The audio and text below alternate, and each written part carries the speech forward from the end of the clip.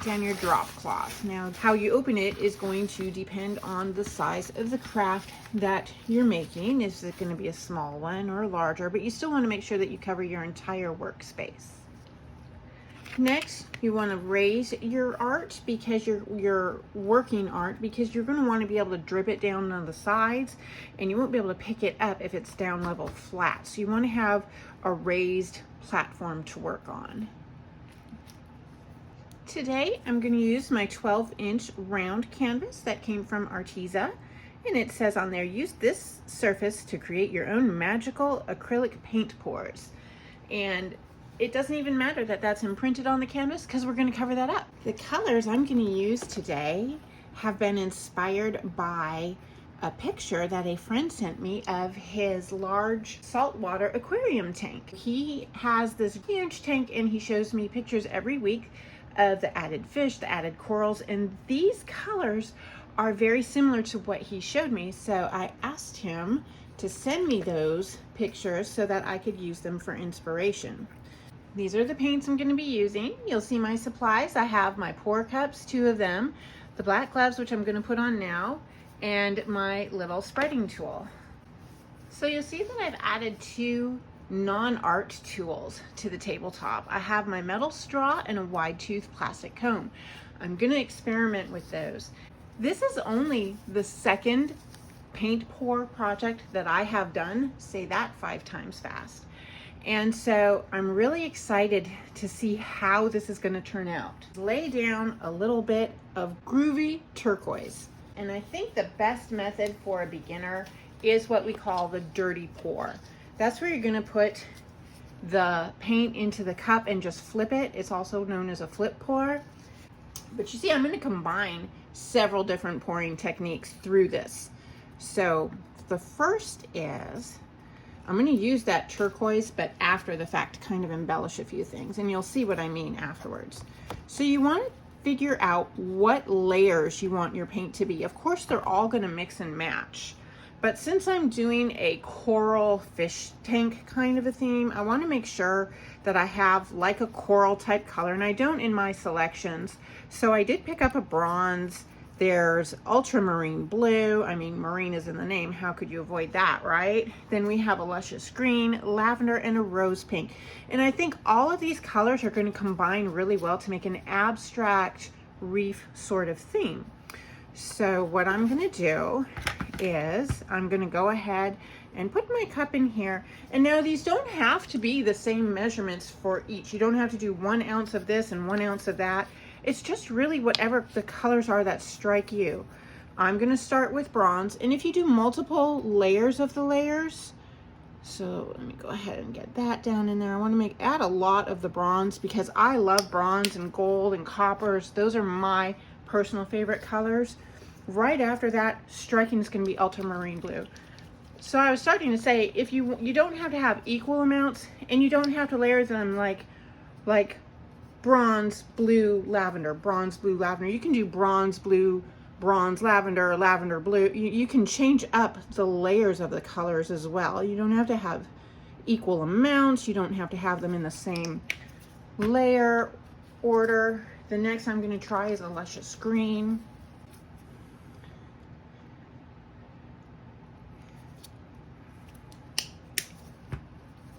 Lavender, we're going to go with straight lavender now. Shake it up really well. I'm excited to try a couple of different techniques, the first of which is going to be the pouring, the dirty pour layer. I want lavender. That's a nice bright color. I want a little more of that than I did the others. And then the last color I'm going to use is this rose pink.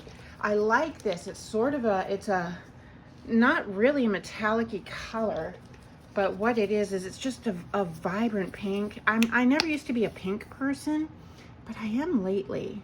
And that is, oh, that is pretty. That's going to add a lot to that. So I think the next color that I want to re-add is going to be some more of the luscious green. Now that is one that I put on underneath here, but I'm going to pop it right back in there, right on top. Pink and green were my colors when I was a child.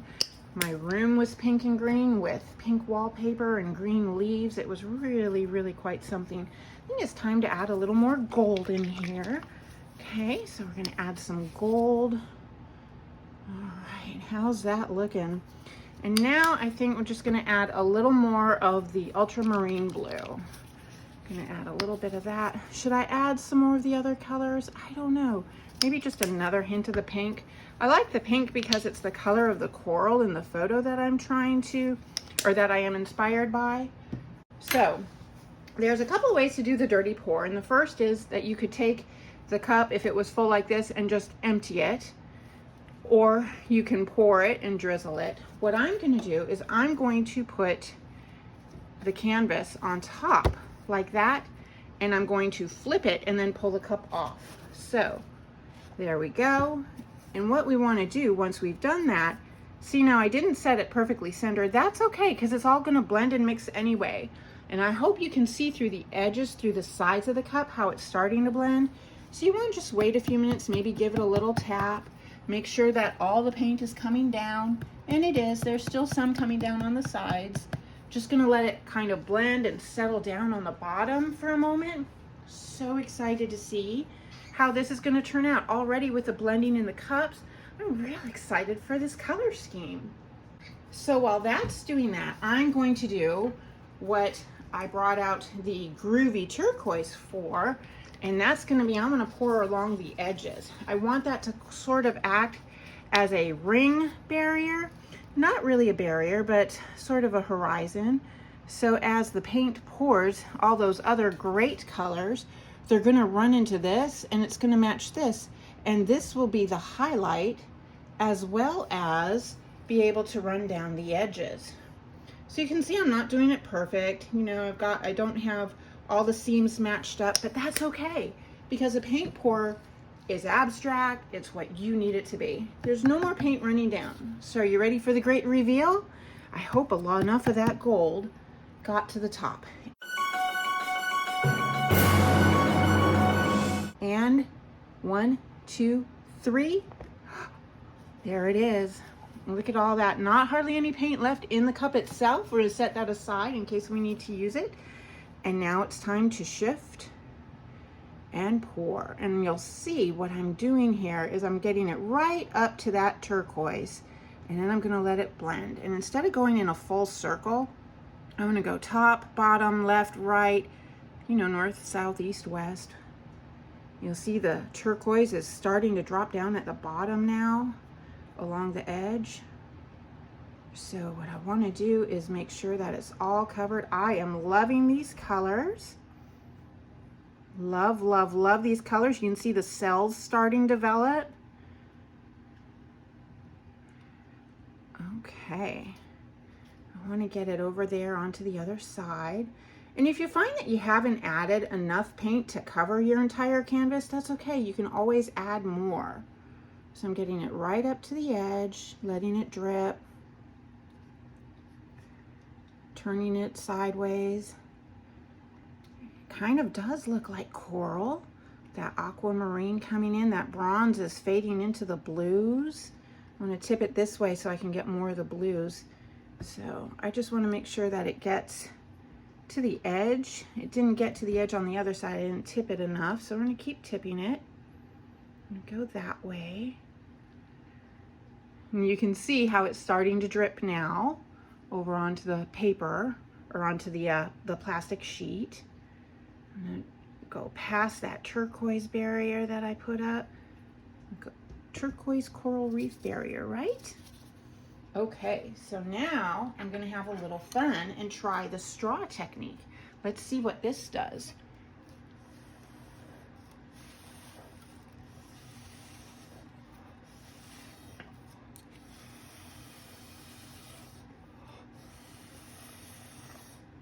See how that uncovers those colors underneath and gets it to mix and blend a little more even?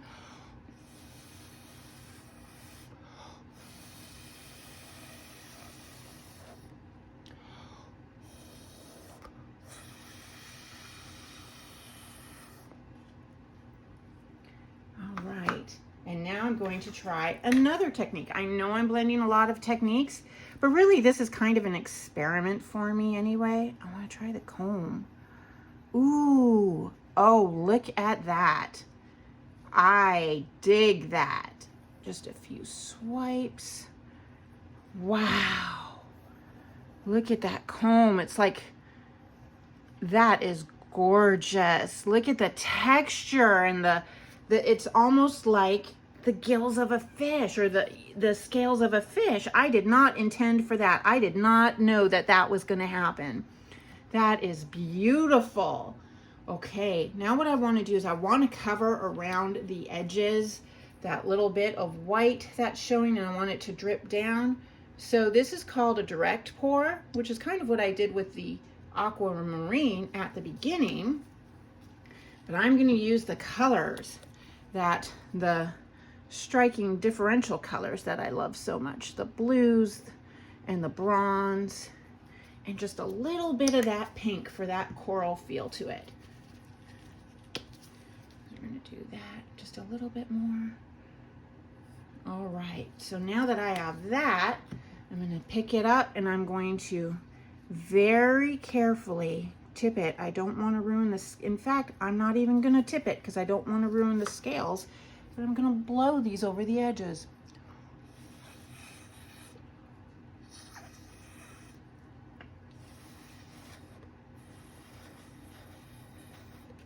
There it is. How lovely.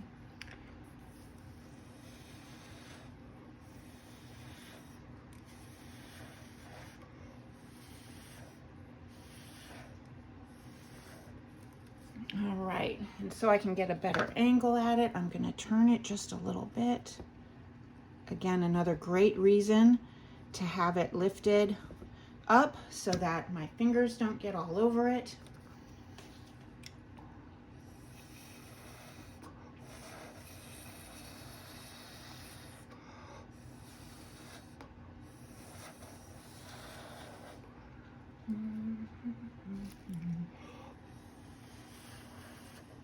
Now I want to use the comb and give this a few more scales over on and kind of drag it down while I'm doing that so that it does cover the sides.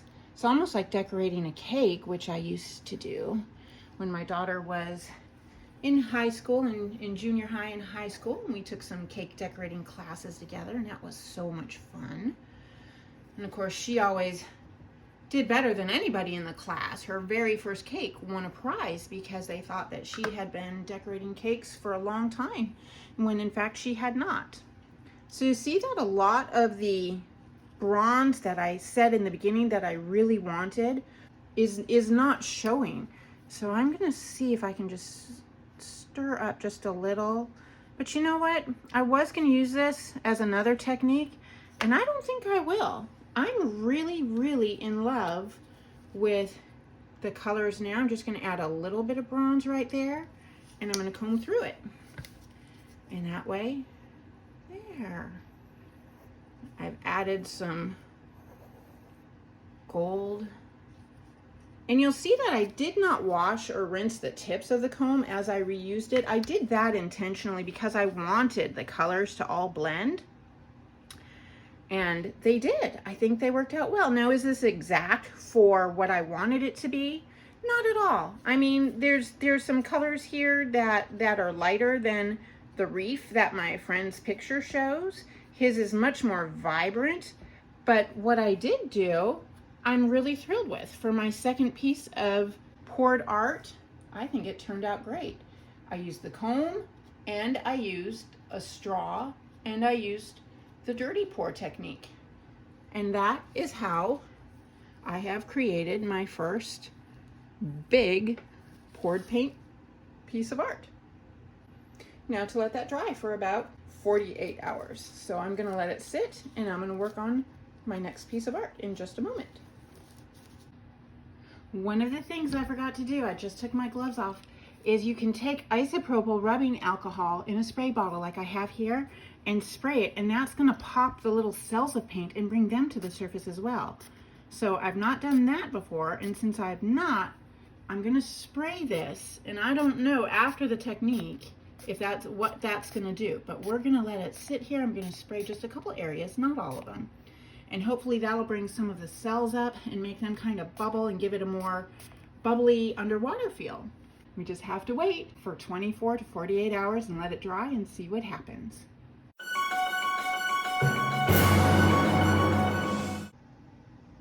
All right, it's been about 36 hours and I can tell by the touch that this is completely dried. It's not tacky, it's not sticky, nothing on the edges. When I lifted it off of the where I had it set to dry, there was no stickiness, nothing like that. So now it's time to varnish it. Just use the littlest bit of it. It says to stir gently, so you could see that I shook it up a little bit. Just gonna add some of that into the bowl there. Make sure that's closed. And then all you wanna do is take a brush, a medium. I'm gonna do this with like this so I have easier access to it. And then just coat it real thoroughly but lightly. You wanna make sure that it gets over the entire art, but you don't want to drown it. So as you see it, if it starts to puddle, kind of drag that down a little bit. And you'll be able to tell if it's covered or not because it'll take on that wet look again. What this is going to do is it's going to seal it, it's going to protect it. So you don't have to put your art into a frame. This puts that protectant onto it. And I chose the semi-gloss because I like the shine, especially for this being the underwater art theme that I did for it. So I definitely want to make sure that it's going to have that glossy resin to it, that protectant. It's going to give it a shine no matter how it's tilted, if it's put on the wall, if it's put on a stand where it's leaning a little bit. So you'll see that I am just making sure with a light coat that I am getting all of it. And then I'm going to go around and do the edges as well. I love how these colors down here dried and developed. I didn't see that yesterday, but it turned into a almost peacocky look for me. And of course you all know that I love my peacocks, right? So I'm gonna come around here and make sure that the sides get covered as well. And you can get down eye level to it and see if you've missed anything. For instance, I see that I've missed one spot over here that I went around it, but I didn't coat it. Okay, so that's done. That part's done. And this part over here needs a little more. All right. So the top is all completely coated and glossed. And it's up to you if you want to do one or two coats. I typically prefer just the one coat. It's going to be enough to cover it, to protect it, without giving it too much of a shine. I don't want it to be where you're looking at it, you can see your reflection in it, right? All right, and now again, we let this dry for another 72 hours before we display it.